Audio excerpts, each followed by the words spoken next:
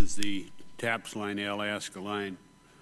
And for the committee, I'm not going to ask her any questions. I'm just going to suggest respectfully, this is the creation of myself. A little history, little institutional memory in this body does serve. When we discovered oil in Alaska, when I say we, it was discovered in Alaska by the oil companies. At that time, we had to pass the Trans-Alaskan pipeline. In this Congress in 1973, the industry itself wanted to, in fact, operate the pipeline.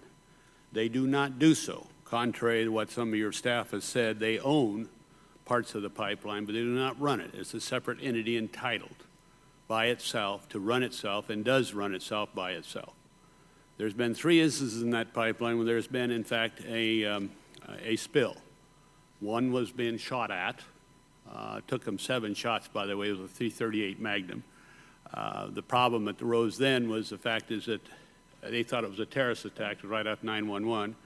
It was an irate individual that just decided to do it. If we could have stopped it at that time instantly, it would have been no spill at all.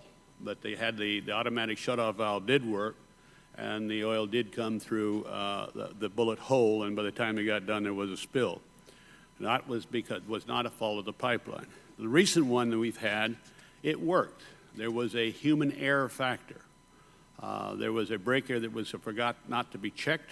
The oil that did spill at a pump station was contained as it was designed, and it worked excellently, and there was no environmental damage.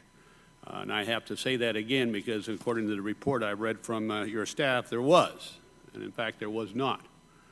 Thirdly, I'm great pride in this pipeline.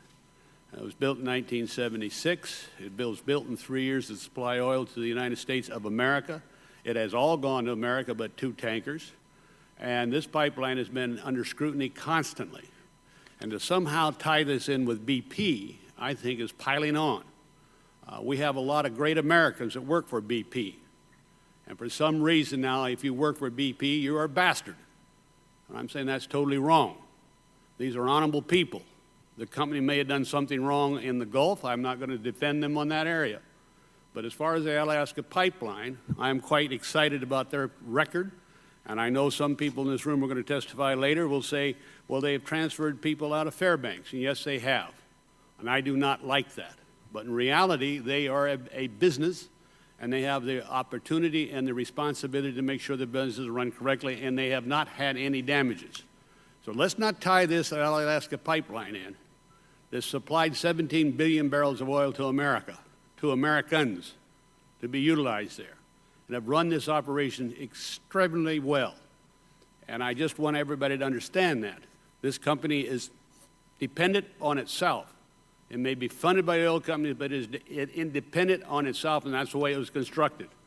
If you want to check the record, Ralph Nader called me the most powerful freshman in Congress because he didn't think I would vote for that, to have an independent agency to run the pipeline and not the oil companies themselves.